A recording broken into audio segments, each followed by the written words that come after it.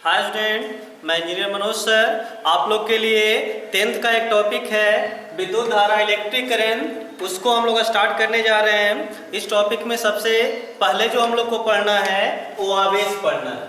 आवेश को समझना है, चार्ज को समझना है कि आवेश या चार्ज क्या होता है।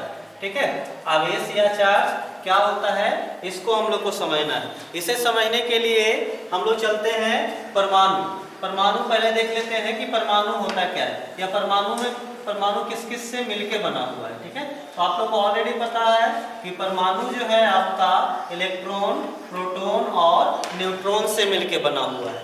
इसमें जो होता है इलेक्ट्रॉन की संख्या और प्रोटॉन की संख्या इक्वल होता है, जिस कारण से हम लोग क्या बोलते हैं, परमाणु क्या होता है, उदासीन होता है। क्या बोलते हैं जी, परमाणु जो होता है वो क्या होता है, उदासीन होता है, न्यूट्रल होता है। एटम जो होता है न्यूट्रल होता है, मतलब उसमें किसी तरह का कोई चार्ज नहीं होता है। ठीक है, तो अब यहाँ पे सवाल होता है कि उदासीन क्यों होता है, तो क्योंकि इलेक्ट्रॉन और प्रोटॉन जो है इक्वल होता है, बराबर होता है। ठीक, इस कारण से परमाणु क्या होता है, उदासीन होता है। अब और इसमें न्यूट्रॉन पहले से ही उदासीन है। ये चार्ज के क्रिएशन में, चार्ज के पार्टिसिपेशन में आप मतलब चार्ज के निर्माण में भाग नहीं लेता है। यानी चार्ज का जो भी आएगा वो किसके कारण आएगा, इलेक्ट्रॉन या प्रोटॉन के कारण आएगा। जैसे ही किसी पदार्थ में या किसी परमाणु में इलेक्ट्रॉन या प्रोटॉन की जो संख्या है दोनों जब तक इक्वल रहता है उदासीन होता है। जैसे ही उसकी संख्या में अंतर आता है उस पे एक गुण, नया गुण जनरेट हो जाता है, प्रॉपर्टी जनरेट हो जाता है जो कि आवेश कहलाता है। ठीक है, यानी आवेश जो है क्या है, किसी पदार्थ का एक गुण है जो किसके कारण उत्पन्न होता है, इलेक्ट्रॉन और प्रोटॉन की संख्या में अंतर के कारण उत्पन्न होता है। ठीक है, हम लोग क्या कर सकते हैं कि चार्ज जो है एक किसी भी पदार्थ का या किसी भी परमाणु का, सब्सटेंस का एक गुण है जो किसके कारण उत्पन्न होता है, इलेक्ट्रॉन और प्रोटॉन में, प्रोटॉन की संख्या में अंतर के कारण। जब तक दोनों समान है किसी भी पदार्थ पर या किसी भी परमाणु पर कोई आवेश उत्पन्न नहीं होगा। यानी हम लोग कह सकते हैं कि चार्ज को जनरेट करने के लिए, चार्ज उत्पन्न करने के लिए इलेक्ट्रॉन और प्रोटॉन की संख्या में अंतर होना जरूरी है। जब तक दोनों की संख्या में अंतर नहीं होगा यहाँ पर चार्ज जनरेट नहीं होगा। ठीक है, अब होता क्या है, मान लीजिए एक ऑब्जेक्ट था, इसमें इलेक्ट्रॉन ज़्यादा हो गया, इलेक्ट्रॉन ज़्यादा होगा तो इसमें चार्ज उत्पन्न होगा। चार्ज कैसा उत्पन्न होगा आगे बताएंगे, नेगेटिव चार्ज उत्पन्न होगा। एक दूसरा ऑब्जेक्ट है जिसमें प्रोटॉन ज़्यादा हो गया, तो प्रोटॉन ज़्यादा हो गया तो इसमें कैसा चार्ज आ जाएगा, पॉजिटिव चार्ज आ जाएगा। ठीक है, आप देखिए इस पे इलेक्ट्रॉन ज़्यादा होने और प्रोटॉन ज़्यादा होने से दोनों पे अलग अलग तरह का चार्ज आवेश आ गया। अब क्या होगा, ये दोनों में इस गुण के कारण दोनों क्या दूसरे करने लगेगा, अट्रैक्ट करने लगेगा। ठीक है, क्योंकि यहाँ पे एक पे नेगेटिव है एक पे पॉजिटिव है। ठीक, एक दूसरे को आकर्षित करने लगेगा। तो अगर हम चार्ज का डेफिनेशन लिखें जो कि आप लोग भी नोट कर लीजिएगा, हम यहाँ लिख देते हैं।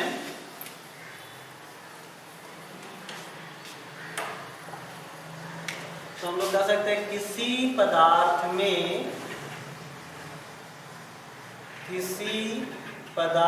में इलेक्ट्रॉन तथा प्रोटॉन की संख्या में अंतर, इलेक्ट्रॉन तथा प्रोटॉन की संख्या में अंतर होने के कारण उसमें एक गुण उत्पन्न होता है जो कि आकर्षण तथा विकर्षण उत्पन्न करता है। उसे क्या कहते हैं, उसे आवेश कहते हैं। देखिए कोई किताब में इस तरह का परिभाषा आपको नहीं मिलेगा, बहुत दूसरे टाइप का कुछ फुल परिभाषा लिखा है। तो हम लोग चार्ज का, आवेश का एकदम बहुत इजी वाला परिभाषा आपको बताए हैं कि कहता है किसी पदार्थ में इलेक्ट्रॉन तथा प्रोटॉन की संख्या में अंतर होने के कारण, जब तक अंतर नहीं होगा जब तक कोई तो आवेश उत्पन्न होने वाला नहीं है, कोई नया गुण आने वाला उसमें नहीं है। तो कहता है किसी पदार्थ में इलेक्ट्रॉन तथा प्रोटॉन की संख्या में अंतर होने के कारण उसमें एक गुण उत्पन्न हो जाता है जो कि आकर्षण तथा विकर्षण बल उत्पन्न करता है, उसे हम लोग क्या कहेंगे? तो उसे हम लोग आवेश कहते हैं। ठीक है, फिर से सुनिए कि कहता है कि किसी भी पदार्थ में इलेक्ट्रॉन तथा प्रोटॉन की संख्या में क्या होगा? अंतर होगा। अंतर होने के कारण उसमें एक विशेष प्रकार का गुण उत्पन्न होता है जो कि आकर्षण और विकर्षण बल उत्पन्न करता है, उसे हम लोग क्या कहेंगे? उस गुण को ही हम लोग क्या कहेंगे? आवेश कहेंगे। ठीक है, इस डेफिनेशन को आप लिख लीजिएगा। अब यहाँ पे सवाल उठता है कि कितना, कैसा आवेश होगा। तो पहले आवेश के लिए फॉर्मूला हम लोग देख लेंगे। तो आवेश को हम लोग सूचित किससे करते हैं? तो अगला पॉइंट के रूप में लिखते जाइएगा। हम लोग आवेश को Q से सूचित किया जाता है। इंग्लिश कुछ नहीं है, इसका ट्रांसलेशन है कि charge is denoted by Q। आवेश को Q से सूचित किया जाता है। ठीक है, एक पॉइंट के रूप में हम लोग लिखते जाएंगे। अब यहाँ इसका फार्मूला क्या है? तो फार्मूला होगा कि देखिए, आपको ऑलरेडी बताया गया है कि ये परमाणु है, परमाणु के नाभिक में प्रोटॉन और न्यूट्रॉन एक साथ होता है, इलेक्ट्रॉन बाहर क्या करते रहता है? चक्कर लगाते रहता है। अब देखो, प्रोटॉन को हम लोग ये जो बंधा होता है नाभिकीय बल से, प्रोटॉन और न्यूट्रॉन को हम लोग बाहर नहीं निकाल सकते। तो प्रोटॉन और न्यूट्रॉन को हम लोग क्या कर सकते हो? तो आपको स्टेप मतलब फिक्स है, वहां से बाहर नहीं आ सकता है। तब प्रोटॉन और इलेक्ट्रॉन की संख्या में जो अंतर आएगा वो किसके कारण आएगा? या तो इलेक्ट्रॉन को बाहर ले जाए या इलेक्ट्रॉन को अंदर ले जाए। यानी हम लोग कह सकते हैं कि जो भी आवेश उत्पन्न होगा वो किसके कारण उत्पन्न होगा? इलेक्ट्रॉन के कारण होगा। या तो इलेक्ट्रॉन हम लोग गेन करें, मतलब आ जाए बाहर से कहीं से, या इलेक्ट्रॉन बाहर चला जाए, उसी से आवेश उत्पन्न होने वाला है। ठीक है,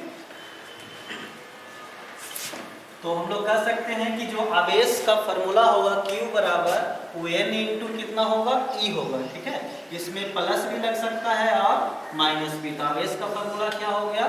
Q बराबर प्लस माइनस Ne, जहाँ पे N क्या है? N है इलेक्ट्रॉन की संख्या, मतलब जितना इलेक्ट्रॉन या तो बाहर जाएगा या तो अंदर आएगा, इलेक्ट्रॉन की संख्या। अब प्लस कब लेंगे? जब इलेक्ट्रॉन क्या हो जाएगा? बाहर चला जाएगा। इलेक्ट्रॉन बाहर चला जाएगा मतलब इलेक्ट्रॉन की कमी होगा। इलेक्ट्रॉन पे कैसा चार्ज होता है? Minus charge. तो माइनस वाला कम जाएगा तब प्लस वाला बचेगा। तो इलेक्ट्रॉन बाहर जाएगा तो पॉजिटिव चार्ज होगा, और इलेक्ट्रॉन बाहर से अंदर आएगा तो क्या होगा? नेगेटिव चार्ज होगा। आप लोग को पता है इलेक्ट्रॉन पे कैसा नेगेटिव चार्ज, प्रोटॉन पे कैसा पॉजिटिव चार्ज। क्योंकि इलेक्ट्रॉन बाहर जाता है तो माइनस की कमी हो जाता है, और इलेक्ट्रॉन अंदर आता है तो माइनस की वृद्धि हो जाता है। इसलिए हम लोग कहेंगे इलेक्ट्रॉन पे नेगेटिव, प्रोटॉन पे पॉजिटिव चार्ज होता है। ठीक है, तो यहाँ से हम लोग क्या देखें? Q का क्या फॉर्मूला हो गया? प्लस माइनस Ne, नोट करते जाइएगा। और इसको Q से सूचित करते हैं और ये प्लस माइनस Ne होता है। ये कैसा राशि है? ये स्केलर क्वांटिटी है, अदिश राशि है। क्या है जी? आपका अदिश राशि है। तो हम लोग यहाँ देखिए Q से सूचित करते हैं। Q बराबर फॉर्मूला देखिए प्लस माइनस Ne, और एक ऐसा राशि अदिश राशि। अब इसका इकाई देखेंगे तो इसका इकाई क्या होता है? तो इसका इकाई होता है, इसका इकाई कूलम्ब होता है। क्या होता है? COLOUMB, कूलम्ब, जिससे किससे लिखते हैं? E से लिखते हैं। ठीक है, तो यहाँ से हम लोग क्या समझ गए? आवेश को किससे सूचित करें? Q से। और Q बराबर कितना होगा? प्लस माइनस Ne होगा, और जहाँ पे N इलेक्ट्रॉन की संख्या है, और एक ऐसा राशि है अदिश राशि, और इसका इकाई क्या होता है? कूलम्ब होता है, जिसको Q से सूचित करते हैं। ठीक है, कुछ और पॉइंट है जिसको हम लोग नोट कर लेंगे।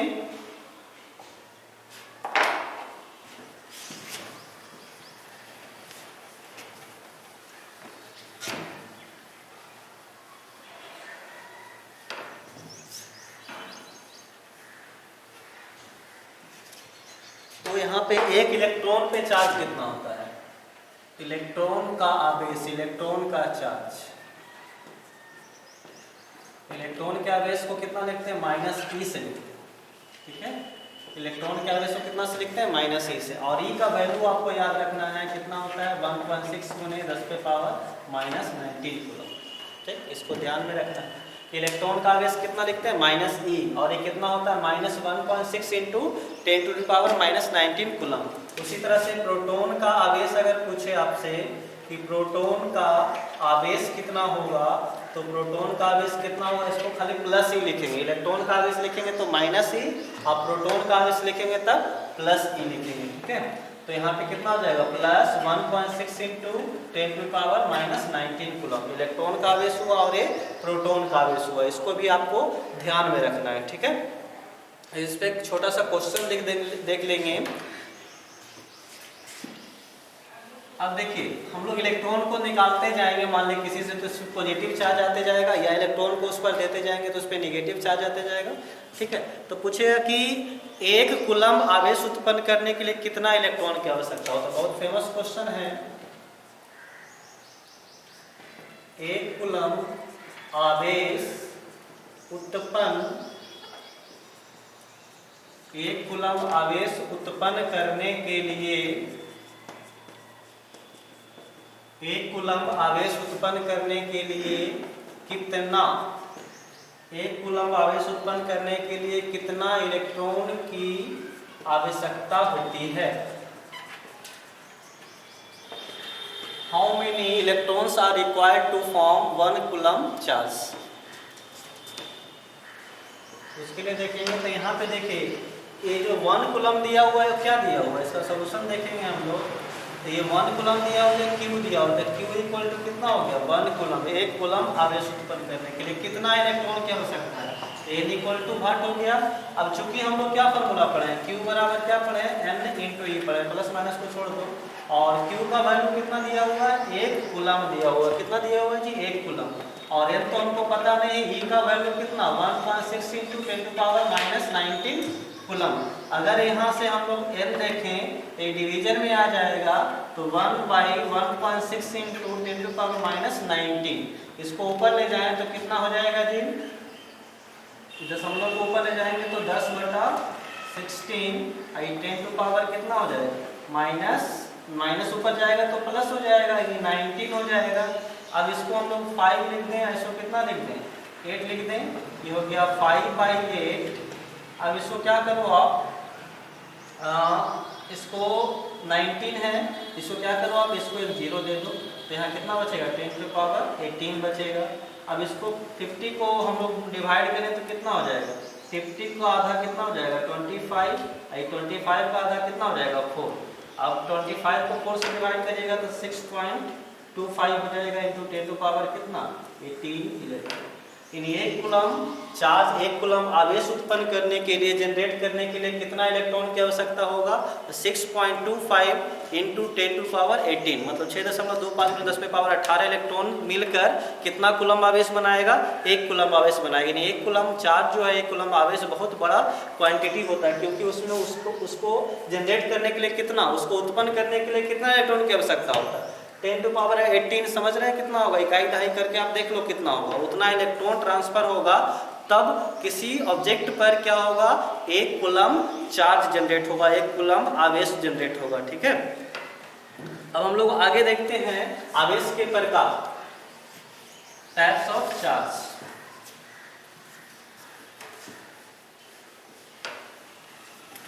हम लोग आगे देखेंगे आवेश के प्रकार, आवेश के प्रकार, टाइप्स ऑफ चार्ज।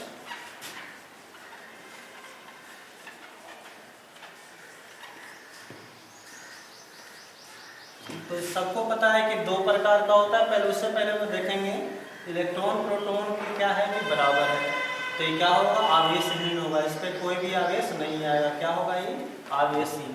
लेकिन किसी प्रकार से इलेक्ट्रॉन की संख्या ज़्यादा हो जाए प्रोटॉन से तो क्या हो जाएगा, ये ऋण आवेश हो जाएगा, इस पर कैसा आवेश हो जाएगा, ऋण आवेश हो जाएगा, नेगेटिव चार्ज हो जाएगा, ठीक।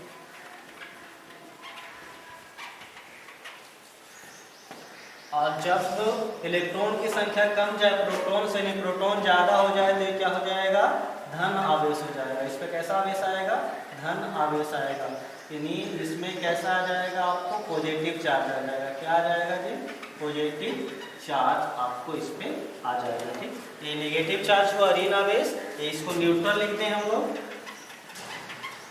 यहाँ से देख रहे हैं कि कोई भी ऑब्जेक्ट है उस पर ऋण आवेश, धन आवेश या उस पर कोई भी चार्ज नहीं होगा। किस पे डिपेंड करेगा? इलेक्ट्रॉन की संख्या पे। इलेक्ट्रॉन की संख्या पे कैसे डिपेंड करेगा? इलेक्ट्रॉन अगर प्रोटॉन से ज़्यादा हो गया, पहले दोनों इक्वल रहता है तो आवेशहीन रहता है, न्यूट्रल रहता है, लेकिन इलेक्ट्रॉन की संख्या ज़्यादा हो जाए प्रोटॉन से तो उस पर कैसा आवेश आएगा? ऋण आवेश आएगा। और यदि प्रोटॉन की संख्या इलेक्ट्रॉन से ज़्यादा आ जाए तो उस पर धन आवेश होगा। ठीक है, अब इलेक्ट्रॉन की संख्या ज़्यादा होने के लिए बाहर से इलेक्ट्रॉन आएगा तभी इलेक्ट्रॉन ज़्यादा होगा, और प्रोटॉन ज़्यादा होने के लिए क्या हो जाए? इलेक्ट्रॉन बाहर चला जाए। प्रोटॉन बाहर या अंदर नहीं आ सकता, इलेक्ट्रॉन ही अंदर या बाहर आएगा। ठीक है, तो हम लोग देख रहे हैं आवेश दो प्रकार का होगा, एक ऋण आवेश और दूसरा धन आवेश होगा।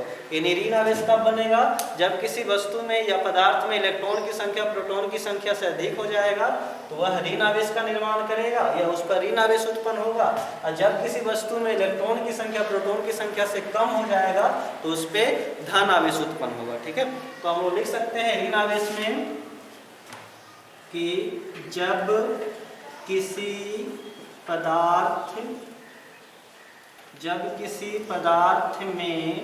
इलेक्ट्रॉन की संख्या प्रोटॉन से अधिक हो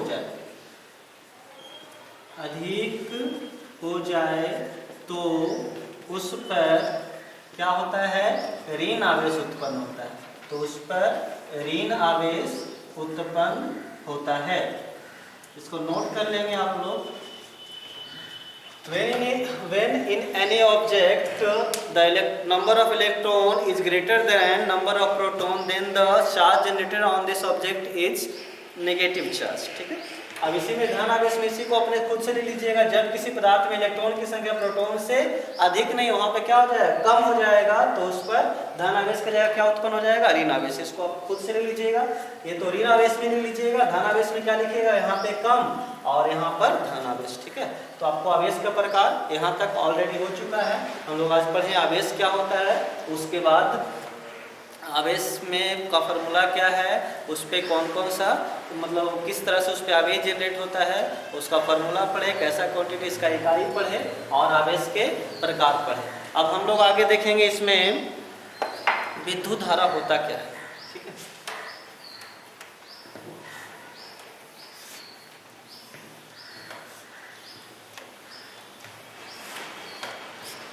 अब हम लोग यहाँ पढ़ेंगे विद्युत धारा, जो कि चैप्टर का नाम है विद्युत धारा, इलेक्ट्रिक करंट।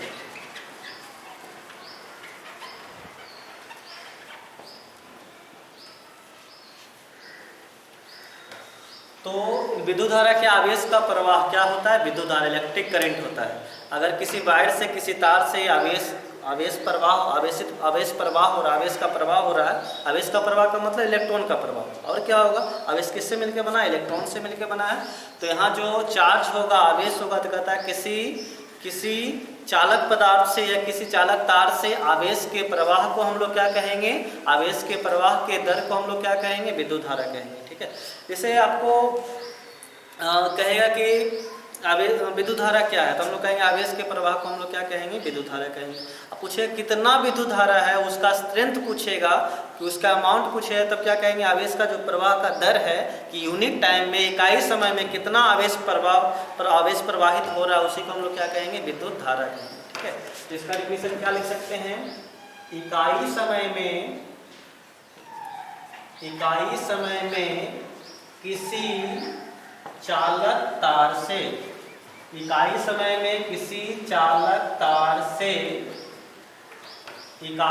में किसी चालक तार से प्रवाहित होने वाले आवेश के परिमाण को क्या कहेंगे? विद्युत धारा कहेंगे। विद्युत धारा कहा जाता है।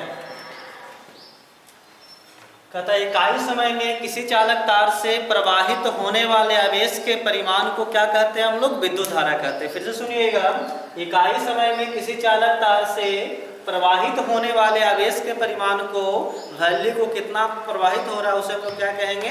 विद्युत धारा कहेंगे। In unit time the amount of charge pass through a given conductor या any conductor is called electric current. हम हम लोग क्या कहेंगे इन यूनिट टाइम, मतलब इकाई समय में the amount of charge flowing through any conductor या any conducting wire is called electric current. ठीक है, अब इसको सूचित किससे करेंगे, तो पॉइंट वाइज में लिखेंगे।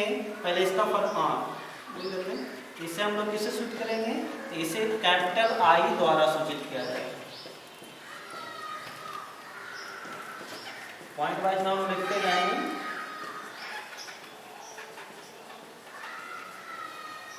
तो ये डिफिनीशन हुआ, इसे सूचित किससे करते हैं, आई से। अब इसका फॉर्मूला देख लेते हैं कितना होगा। फॉर्मूला तो नोट कर लिए होंगे।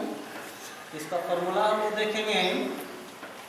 तो अभी हम लोग देखें इकाई समय, तो जब भी समय इकाई समय बोले तो समय कहाँ जाएगा, तो समय आपका अपॉन में जाएगा। ठीक है, और ऊपर में क्या होगा, आवेश। इकाई समय में मतलब समय हो गया अपॉन में, जितना आवेश फ्लो होगा उसी को क्या कहेंगे हम लोग, विद्युत धारा या विद्युत धारा का अमाउंट होगा। ये क्या हुआ आपका आई बराबर क्या हो जाएगा, क्यू बाई क्या हो जाएगा, टी। तो आई बराबर कितना फॉर्मूला होगा, क्यू बाई टी। आई बराबर कितना हुआ, क्यू बाई टी हुआ। ठीक है, अब यहाँ पे देखेंगे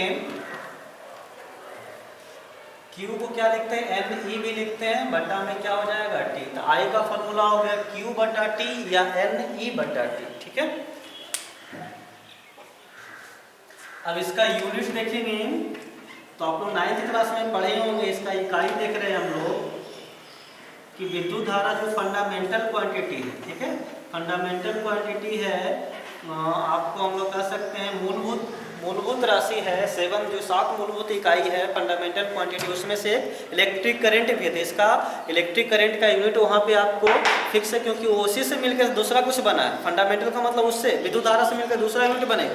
तो इसका तो हम लोग नहीं लिख सकते हैं कि कैसे हुआ, तो इसका तो आपको फिक्स है, याद रखना है। इसका कितना होता है, एम्पियर होता है। क्या होता है जी, एम्पियर, AMPERE, जिसको हम लोग किससे डिनोट करेंगे, सिर्फ ए से लिखते हैं। इसका इकाई क्या होगा, आपको एम्पियर होगा, ए होगा। अब पूछ सकता है कि 1 एम्पियर कितना इक्वल होता है, तो फॉर्मूला से यहाँ से देखेंगे। एक ऑब्जेक्टिव के लिए पूछता है आपको आई बराबर कितना है, क्यू बाई टी है। और आई को किससे लिखते हैं, एम्पियर से। क्यू किससे लिखते हैं, कूलम से। और टाइम किससे लिखते हैं, सेकंड से। 1 एम्पियर किसके इक्वल होगा, 1 कूलम पर सेकंड के इक्वल होगा। इसको ध्यान में रखना है। 1 एम्पियर किसके इक्वल होता है, 1 कूलम पर सेकंड के इक्वल होता है। तो हम लोग देखिए विद्युत धारा क्या है, तो इकाई समय में यूनिट टाइम में जितना चार्ज फ्लो होगा उसी को हम लोग क्या बोलेंगे, इलेक्ट्रिक करंट बोलेंगे। इसको कैसे सूचित करते हैं, इसे डिनोट करते हैं हम लोग आई से। आई बराबर क्या फॉर्मूला आता है, क्यू बाई टी। और आई बराबर हम लोग और फॉर्मूला यूनिट में देखेंगे तो एन ई बटा क्या देखेंगे, टी। इसका यूनिट क्या होगा, एम्पियर होगा। फंडामेंटल क्वांटिटी है, मूलभूत इकाई है। और हम लोग 1 एम्पियर किसके इक्वल बोलेंगे, 1 कूलम पर सेकेंड के इक्वल बोलेंगे। ठीक है, इस पर छोटा सा न्यूमेरिकल कर लेते हैं, उसके बाद हम लोग आगे देखेंगे। ठीक है, इसको नोट करते जाइएगा आप लोग वीडियो पॉज करके। एक क्वेश्चन है,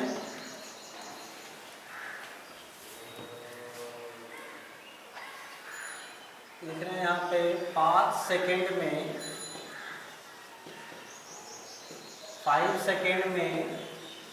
एक चालक तार से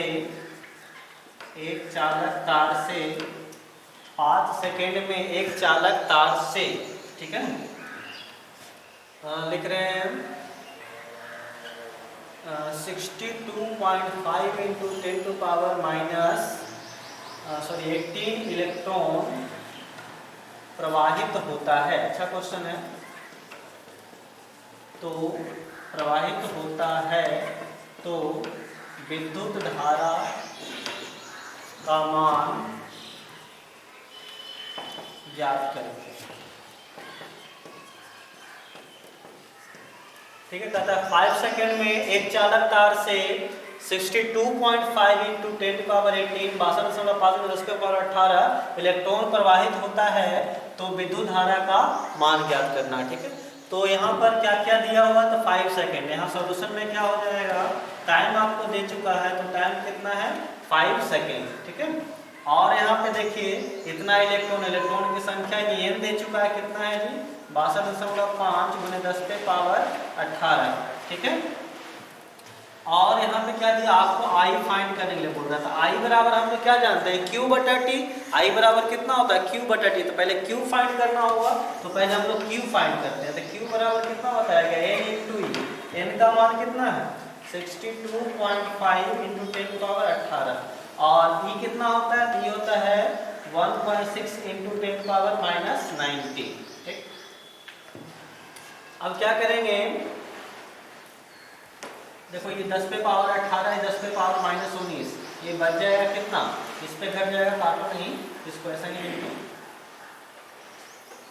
कितना है 10 पे पावर माइनस 19, ये हो जाएगा 62.5 गुने 1.6 इंटू 10 पावर प्लस 18 आई माइनस 19, 10 पे पावर माइनस 1 बच जाएगा।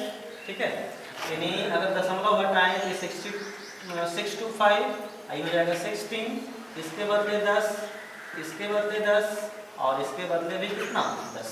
ठीक है, इतना कूलम हो जाएगा। ठीक, ये तो क्यू आ गया। अब हम लोग क्या निकालेंगे, अब हम लोग आई निकालेंगे। तो आई बराबर क्या फॉर्मूला लगाएंगे क्यू बटा टी। क्यू का वैल्यू कितना है 6 to 5 16 बाई 10 10 और 10। अब बटा टी का वैल्यू कितना 5, तो यहाँ से 5 हो गया, 5 से 100 काटो, तो 5 से पहले एक बार में, फिर 2 बार में, फिर 5 बार में। फिर आप क्या करो, इसको 5 से 2 से काट दो तो ये हो जाएगा 1, ये हो जाएगा 5। ठीक है,